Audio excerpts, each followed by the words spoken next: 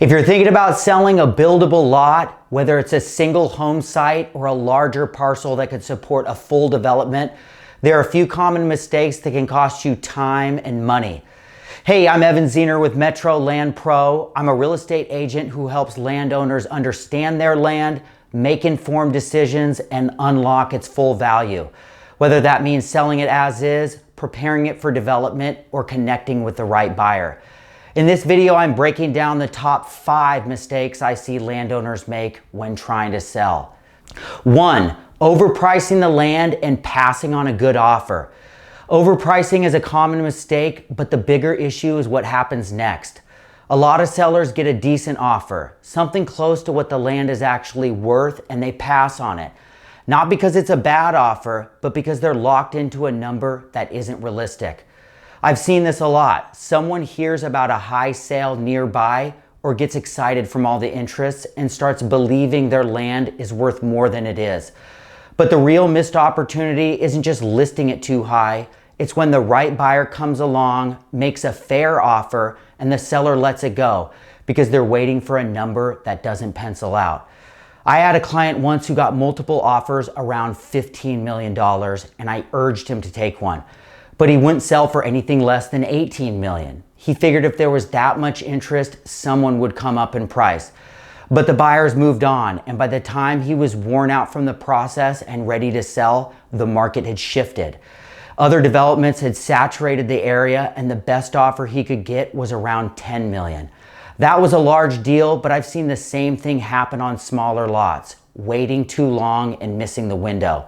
The real mistake isn't just overpricing, it's letting a good offer slip away, chasing a number that isn't realistic. 2. Expecting a fast close and walking away from a real buyer. Some landowners assume a land sale should work like a house sale, 30 or 45 days and you're done, but that's almost never the case. Even a standard lot usually requires 90 to 120 days just for basic feasibility. Time for due diligence and research into what can actually be built. For larger parcels, the timeline is even longer. Feasibility can stretch from 6 to 12 months, and in most cases, the buyer also needs time to secure entitlements, like preliminary plat approval, which can take a year or more. If annexation is involved, bringing the land into city limits, that adds even more time. Altogether, bigger deals can take 2 years or more to close. So if you get an offer with a longer closing timeline and it's from a real buyer with a clear plan, that's normal. It's not a red flag. Good land buyers aren't trying to rush. If the only thing making you hesitate is the timeline, you might be sitting on a good offer. 3. Asking for too much earnest money too early. It's smart to protect yourself with non-refundable money, but asking for too much too early can shut down negotiations. Land is priced based on its potential, but buyers need time to confirm that. The city might require more infrastructure, limit development, or reduce lot yield. Until they know what's possible, they can't fully commit to the price. That's why you rarely see non-refundable money released up front in most markets. Real buyers need time for feasibility first.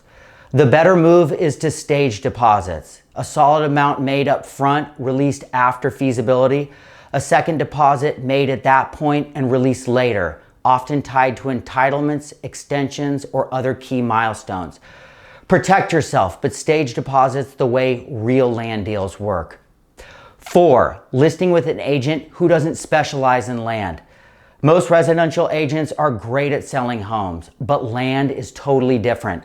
A good land agent needs to do real due diligence before putting the property on the market.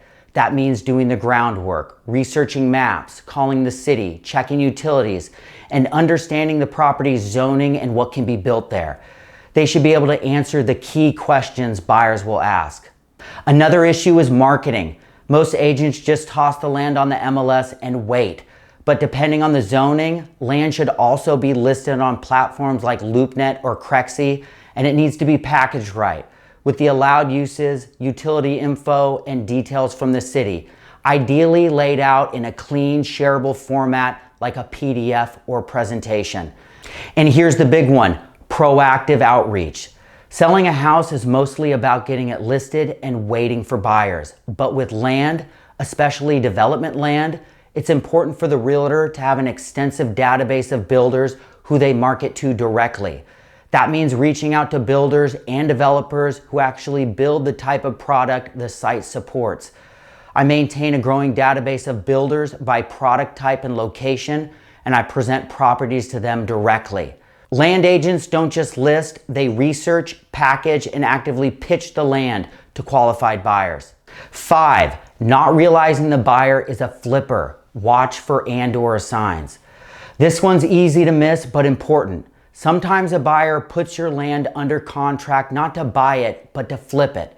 They tie it up for less than it's actually worth and try to resell it to a builder at a higher price than what they agreed to pay you. One telltale sign is and/or assigns written next to the buyer's name in the purchase agreement, which gives them the right to assign the contract to someone else. Now, that phrase isn't automatically bad. Developers use it too if they have partner entities or plan to close under a different LLC. But if the buyer has no team, no development plan, no track record, and isn't putting money at risk, be cautious.